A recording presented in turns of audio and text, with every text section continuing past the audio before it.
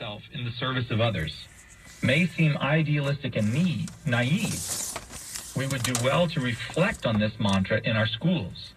And what Gandhi was teaching there is another beautiful truth, and I think one that is completely compatible with the Christian faith.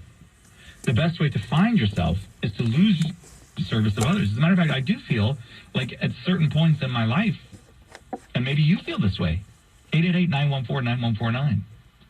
is the number that depression or anxiety or these things have been relieved by forgetting about myself and serving others. And here's what take going on. So much of what we do encourages the cult of the individual rather than the good of the community, more thinking about oneself than others.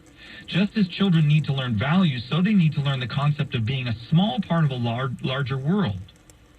To get children to look outwards, we need to look after them better at a young age and pay attention to the concept of readiness in emotional terms and heed the dangers of children being asked to deal with emotional and societal issues before they're ready.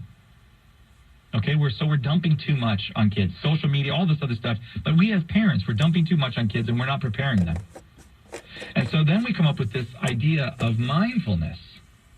And he says, at the risk of criticizing mindfulness, which is, after all, he calls it a sacred cow, and he's writing in England, of course, it is a belated response to a horse that has already bolted, and arguably not that useful either when taught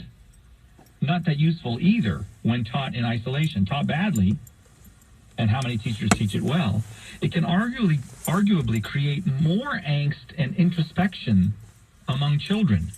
Self-awareness is, of course, hugely important, but children, encouraged by adults, need also to look outwards and to learn about the sensitivities and needs of others, even if just within their own families and schools. We need to work harder on inclusion, on socializing our children, and helping families stay together before taking them too far, too early on the journey within.